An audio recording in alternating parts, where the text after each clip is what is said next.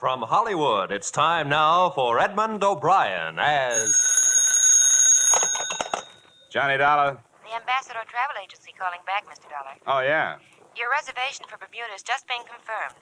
Pan American, flight number 134. You'll leave LaGuardia at 10:30 a.m., arrive at Kindley Field, Bermuda, 2:30 p.m. Got it? We'll send the tickets right over. It's been a pleasure to serve you, sir, and I hope you have an enjoyable stay in Bermuda. Is it a vacation? Well, hardly. I'm going down there to look up a dead man.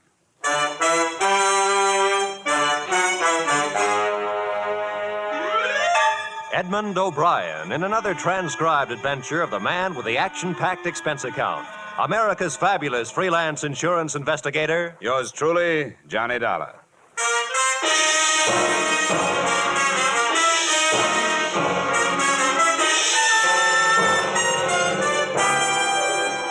Expense account submitted by Special Investigator Johnny Dollar to Tri-State Life Insurance Company. Attention, Leland Scarf, Chief Adjuster.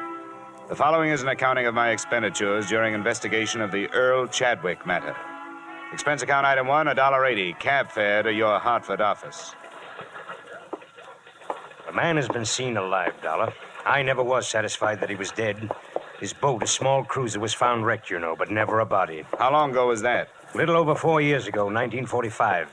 He was declared dead in 1947 in appellate court, and we were forced to meet the claim of his widow, or his wife and accomplice, as it might seem now. Go ahead. Here's the lady that saw and spoke to him. Mrs. Marshall, this is Mr. Dollar. How do you do? Mrs. Marshall? Now, I want you to tell Mr. Dollar what you told me, Mrs. Marshall, if you will. Well, my husband and I had been in Bermuda for 3 days. Mrs. Marshall, explain that you knew Earl Chadwick before. Oh, yes, we knew him. Not too well, thank heaven, but well enough to be pointed out as friends of that embezzler. You know how people are. Embezzler, Mrs. Marshall? Oh, yes, there was attendant theft. He worked at the Monticello Loan Company in New York City. $30,000 disappeared at the same time he did. Police theory was that he wrecked his boat while attempting to leave with the money. Now, Mrs. Marshall, how you happened to see him? We'd been there 3 days, and that night we went to this nightclub in Hamilton, slumming, so to speak. It's called the Port of Castile on the waterfront. It had been a number of years, mind you, and Chadwick was much thinner, but I recognized him. He was seated with some sailors, and I said, Jerome, doesn't that look like Earl Chadwick? And then you spoke to him. What else could I do? I was dying of curiosity. When he got up to leave, I met him and said, Aren't you Earl Chadwick? He denied it, of course, but being that close, I'm positive that it was. What did he say? Did he give you a name? No, but I found out. I felt I was quite within my rights in asking a few questions. The name he's using is George Brewster. Well, Dollar? What about Chadwick's wife? What happened to her? She remarried one of his business associates, Harold Anderson. Yeah. I had the girls draw up a complete record on the case. Photographs, police reports, everything you'll need. The wife's address is there in Queens, I think. All right, Mr. Scarf. I'll do what I can.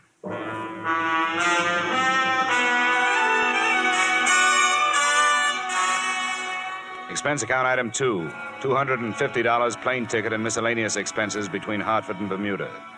I drew an aisle seat and one of the worst hazards of air travel, or any other kind of travel. I'll tell you something. It pays to study these places before you go to them. I've been out there before. Nothing teaches like experience. But before my first trip, I knew more about Bermuda than lots of the folks that live there, see? Well, that's very interesting. Yeah, yes, sir. Quite a history. Spoiled now, though. People aren't worth anything anymore. You know what spoiled them? Tourists. Yeah, took away all their ambition. Turned them into a bunch of lazy beggars and horse traders. Don't farm anymore. Don't do anything but work the tourists. Now, I don't want to be a wet blanket, you understand? Oh, yeah. But keep an eye on your wallet. They'll strip you if you give them a chance. My business is farm tools. What's yours?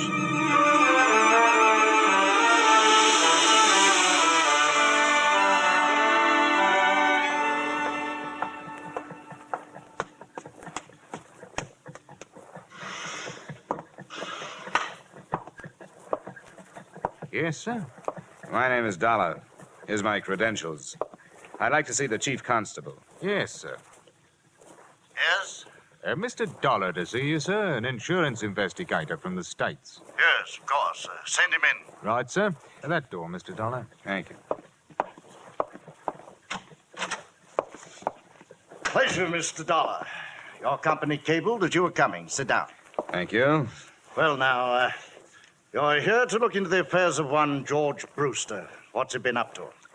I'm not sure he's been up to anything yet.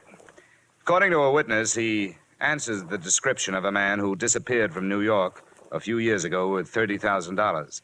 He was declared dead, and the company that hired me paid off an $80,000 insurance claim to his wife. I see. Quite a valuable chap. Yeah, if he is the chap. What about this Brewster? Do you people know him? We acquainted ourselves with him after the cable arrived. Nothing against him. Lives a rather rum life. Doesn't seem to have much. Are his papers in order? Passport? Visas? I trust that he wouldn't be here if they were not. Like any other paradise, Mr. Dollar, Bermuda is forced to accept the existence of a certain percentage of misplaced or lost persons on its outskirts. That's what they are. They? Here's the address. Thank you. At the lower end of King George Road. Do you wish transportation? No, don't bother. The walk will do me good.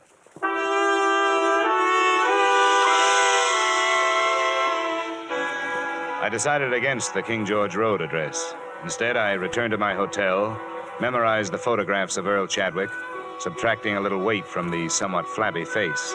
And that night, I found myself a table near the door at the port of Castile. I sat there nursing a minimum of foul drinks. It was 10 o'clock before he came in and found standing space at the bar. George Brewster? Or Earl Chadwick? What's the matter with you? What is this? I'm curious, too. How about coming over to my table? All right.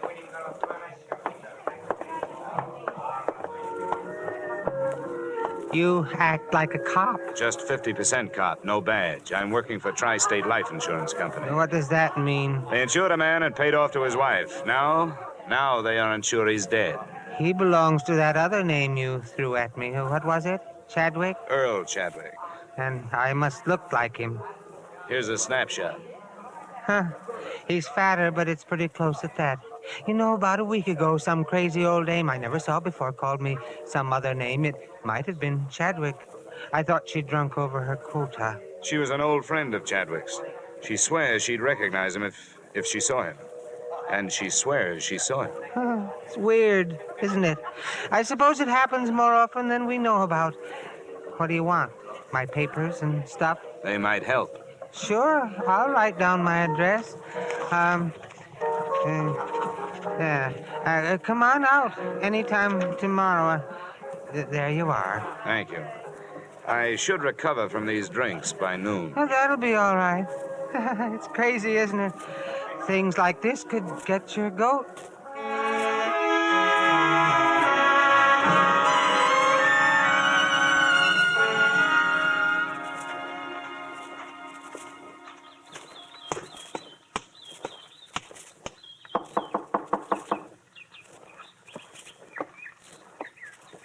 You the guy George was talking about last night? Probably. I'm Johnny Dollar. Is George here? No, he had to leave. He said you could come in. He said you could look at this stuff. Here's his passport and some cards and things. How long have you known him? 2 years last month. Do you know where he came from? Never asked me where I came from. This guy, he looks like. He had a wife? Yeah. I want to take some of his personal things into town to check his prints against this passport. Shaving brush if he uses one, tubes, jars, anything. You think he's the guy? I'll have to find out. Never mind. You told me you were going. The prince would check against the passport, but it wouldn't make any difference. Now that it's started, why stretch it out? Why not make it easy? George? No, Earl. I'd almost forgotten. Earl. Where can we talk? I've got a hotel room. The statement he made filled in most of the blanks in the case. One, his wife was to have met him in Mexico City, but hadn't. 2, most of the stolen funds had gone to his wife to keep her going until she collected the insurance. So she got married. I didn't know that. She told me to wait, and I did. Grace married. We can leave for the States Grace anytime and you're ready. Harold. Huh? Oh, I can be ready anytime you say. All I have to do is pack a few things and say goodbye to Fran.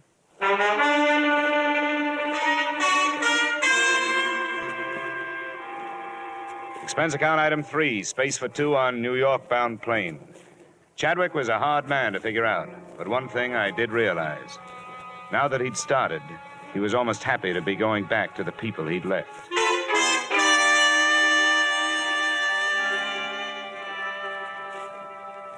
We arrived in the evening, and the next morning, I was told when I telephoned that Mrs. Grace Chadwick Anderson and her husband were at home and would receive me. Oh, good morning. Hello, Grace. Harold. I beg your pardon? Oh, I understand, Harold. This must be the man that Mrs. Marshall phoned about. You know, the one in Bermuda. Oh, come now, Grace. That's no good. Who are you, anyway? Mr. Dollar, for what purpose did you and this man come here? I brought him here so you could identify him as your missing husband. That's idiotic. There is the faintest resemblance, yes, but that's all. What do you have in mind, Mr. Dollar? Now, no crude extortion attempt like this will get you anything but arrest.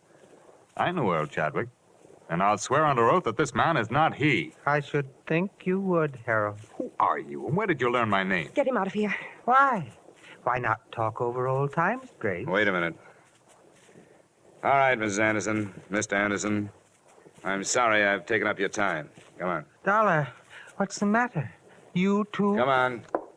I'm sorry, dear. I know it's been unpleasant for you. Who do you think I am? I ask you, who do you think I am? That doesn't count. You're legally dead. What about your parents? They're dead. But I have friends or people that knew me. They're no good. If your wife won't identify you, they're no good. You worked for a loan company. They must have your prints. I took them from the files and destroyed them when I left. How are your teeth? What? Teeth. Who was your dentist here in town? Dr. Field. It's been so long. Dr. Homer Field. Drake, Professional Building, Manhattan. He'll still have your x-rays on file. They're as good as fingerprints. Go there this morning. Don't use your name. Give him your other name, George Brewster. Have a new set of x-rays taken. I'll do the rest. All right. Hold it. Now, look, I don't have to hire somebody to follow you, do I? No. Oh, no. Not after I've seen them. You don't have to worry about my going anyplace.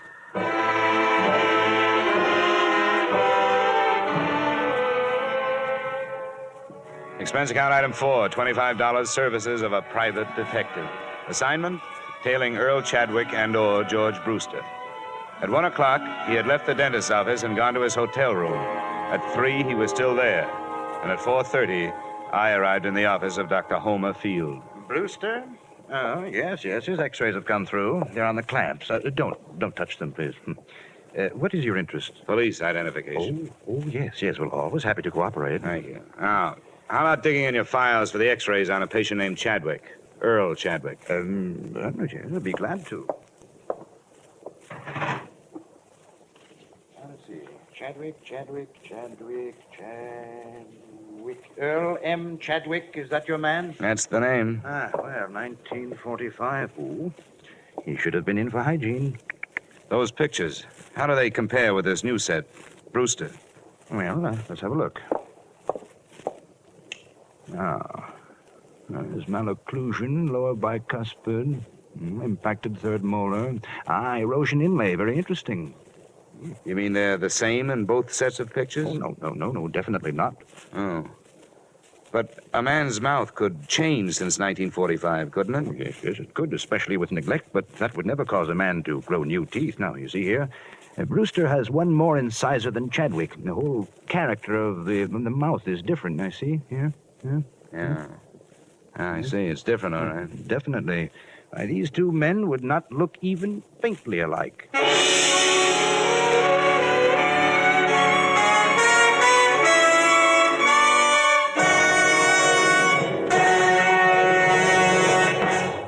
In just a moment, we will return to the second act of yours truly, Johnny Dollar. But first, Down the old ox road, learn to croon straight from the shoulder. Milestones in popular American music.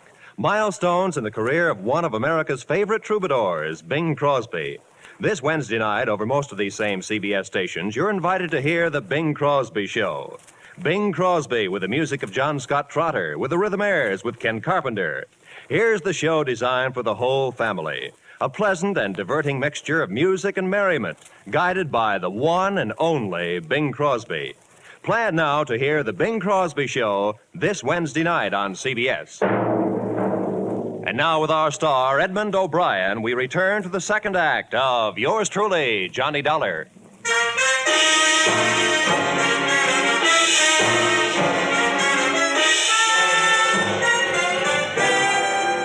Look, Dr. Field, these x-rays labeled Earl Chadwick. Could they be misfiled? Could they be under the wrong name? Misfiled? No, definitely not. My assistant has been with me for 10 years. Never made a mistake yet. No. Well, then could anyone else have gotten in here and planted a different set under that name? But why? I would realize the difference the moment I looked into the mouth. That erosion inlay alone. Yeah, I know. Look, your office. Has it been broken into? Yeah, a long time ago, for narcotics. How long ago? 6, 7 years ago, during the war. But not since then. I've missed nothing. The janitor, the nightman, does he have a key? No, it's cleaned in the evening, just before I leave. Robbery is out of the question. Just what is your problem, Mr. Dollar? Well, if I wanted to plant some x-rays in a file, where could I get some? Well, I never thought of it. But... Where would I go? Would you give me some? Oh, no, definitely not. That would be most unethical, unless, of course, you were a patient of mine and the x-rays were of your own mouth. Oh, thank you, Doctor. I think that's what I wanted to hear you say.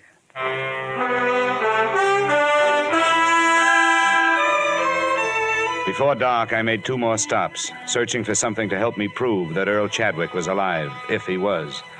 The Hall of Records had nothing but a couple of certificates on him. One recorded his birth, the other recorded his death. I checked the wanted file at police headquarters. They had checked him out in 47 when the court had pronounced him dead.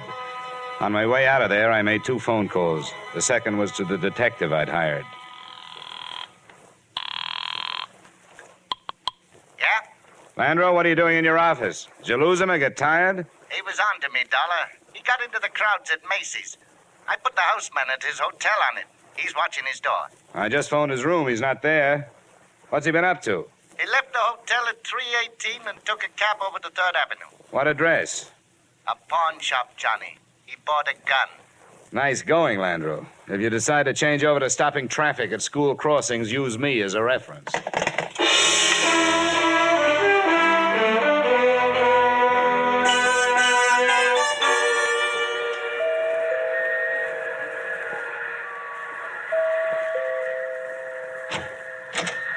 Where's your husband, Miss Anderson? He's here, but he Come doesn't... on, I want to talk to you both. You have no right to be barging. Where is he? What is it, Grace? Oh, it's you again. That's He right. forced his way into the house. Make him get out, Harold. I will if I have to. Now, look here. I don't know what that imposter has told you, and I don't care. If you choose to believe his lies, that's your business. And a sorry business it is. But I will not allow my wife and my home to be upset by his schemes any longer. Are you through? No, not quite. It's obvious to us, if it's not to you, that this man learned of the unexplained details surrounding Earl's death and is attempting to use this vague resemblance to his advantage. Now, extortionists land in prison, Mr. Dollar. And the only reason I haven't turned to the police before this is that we want to escape the notoriety of having past tragedies lived again. He bought a gun this afternoon. That makes him look like the double-crossed husband, doesn't it? The man's a maniac. I'm going to ask for police protection. Where is he? Who? This man. Do you know where he is? When I found out he bought a gun, I was afraid he was coming here to use it. Harold, I can't believe this is happening. Now, Grace, please. Why would he harm us? He doesn't know us, and we don't know him. He bought the gun to convince you, Dollar. He knows a lot about you, Anderson. He knows you were Chadwick's immediate superior in the loan company before he disappeared. Harold, it couldn't be, could it? Grace. It's been a long time. Maybe some disease could change a person that much. But he would have contacted Grace, Earl is dead. me. How did this man learn so much about us? As far as I can see, he's made only one mistake. The size of the theft. He says he stole 10,000. According to the record, 30,000 was missing. Of course, it's possible that it isn't a mistake. That somebody in the firm who knew what his plan was picked up the odd 20,000 and put it on Chadwick's account. Mr. Dollar, I have one thing to say to you before you leave. Earl Chadwick is dead. You're so right. And that's what troubles me. A legally dead man running around loose with a gun makes an interesting situation. Did you ever think of that? Who would the police look for? I'm going to my hotel in case you want to phone in your answer.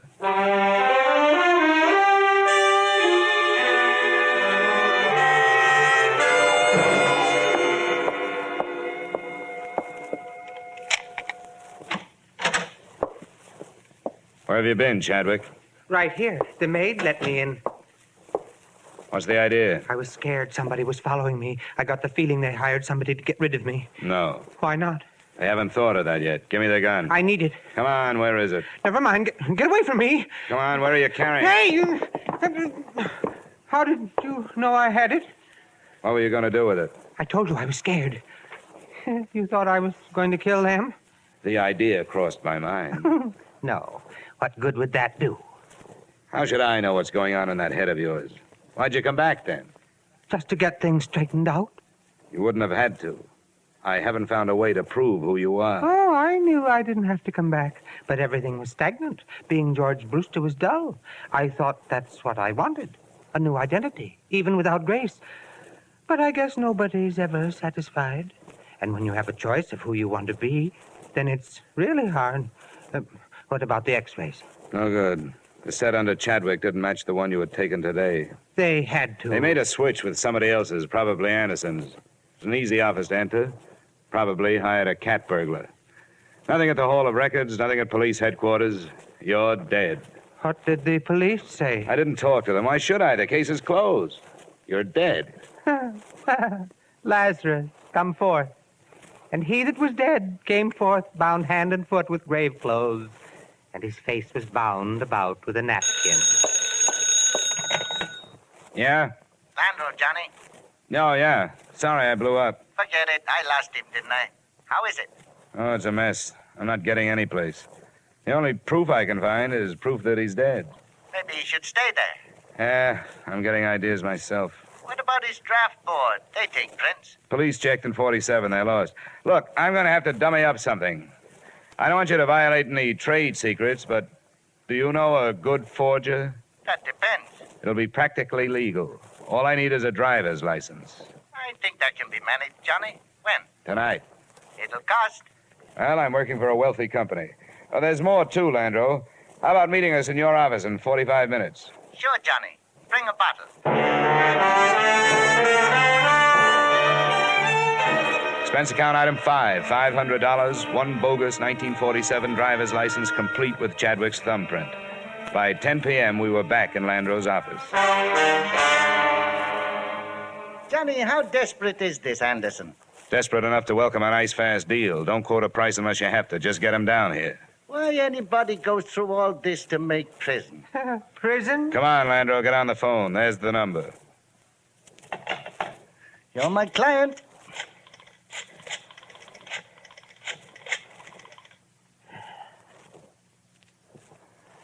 Mr. Harold Anderson?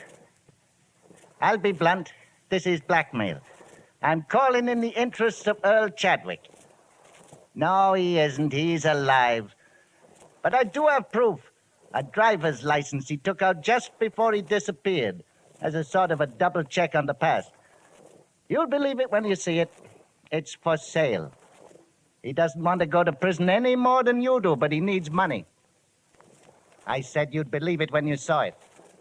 I think it'll be worth a trip over here. We'll talk price then. We meet here. Number 465 Tide Building, 7th Avenue. It's no bluff. Nobody knows about it. I'll be alone. He doesn't believe it. When'll he be here? He said 45 minutes. Good. Now, don't make the price too high. Set up a meeting with him tomorrow, and we'll have the police here. Well, step forth, Lazarus. Empty the ashtrays, Landro. Looks like 3 men have been here. He arrived at 11:30. Chadwick and I, in an adjoining room with the door cracked, watched his wary entrance. Who are you? The name is on the door. Landro. You work under a license issued by the state of New York. Sometimes, but the license isn't important tonight. You won't make any trouble. Sit down. Well, Landro? Here it is. Just look. Name, a serial number, a date, a signature, and a thumbprint. Where is he? He'll phone me in the morning. Well, where's the man from the insurance company? Looking for Chadwick. He doesn't know about this yet. Why? Why has he waited this long? He didn't know everything that had happened. You and his wife. The money you made on it. What's the price? Well, as he put it to me, it ought to be figured from the 20 grand you took and the advance you've made in the company the last few years. How much? He'd like to start at 15,000. It would take a while. 5,000 tomorrow, say around noon. The other 10 within a week. That's when you get the license. Well, it would have to be later than noon tomorrow, but I brought 1,500 with me. That's a deal. All right. I'll give it to you. Hey, watch it. Don't do it. Anderson. Wait, Dollar! Landro, down. Landro. I'm all right. Chadwick. Chadwick. Chadwick. Pulse. Pull his collar down. Nothing? Nothing.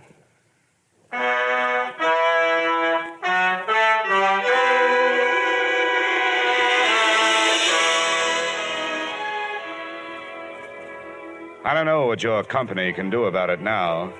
Both Mr. and Mrs. Anderson gave statements to the police that same night, confessing their contribution to the original crime. You'll have a hard time prying Harold Anderson loose from the clutches of the state, which is working on a murder indictment for him. About the wife, Grace, I don't know. If she's not found guilty as an accessory, I'd be happy to appear as a witness if she's brought to trial on fraud charges. As for my part in it, I'm not proud of myself, but I was hired to find a dead man, and I finally found one, just before he lived. Expense account total, $1,575.30. Yours truly, Johnny Dollar.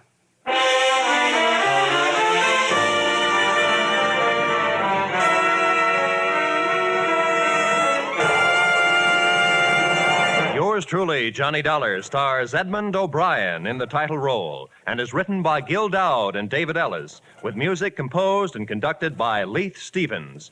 Edmund O'Brien can soon be seen starring in the Columbia Pictures production, The Los Angeles Story. Featured in tonight's cast were Lillian Baeff, Walter Burke, Virginia Gregg, John Boehner, Ben Wright, Tudor Owen, and Ted Osborne. Yours truly, Johnny Dollar, is produced and directed by Jaime Del Valle. Join us again next week at this same time when, from Hollywood, Edmund O'Brien returns in another transcribed adventure of Yours truly, Johnny Dollar.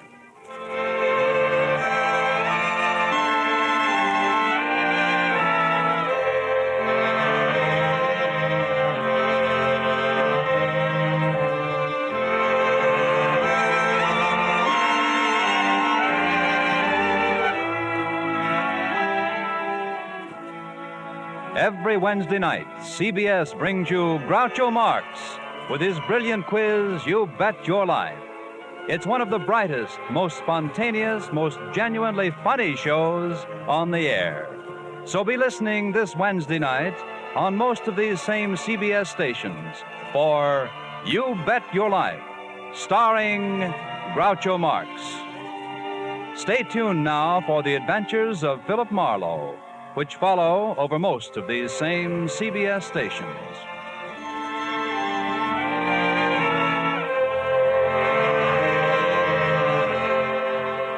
This is CBS, the Columbia Broadcasting System.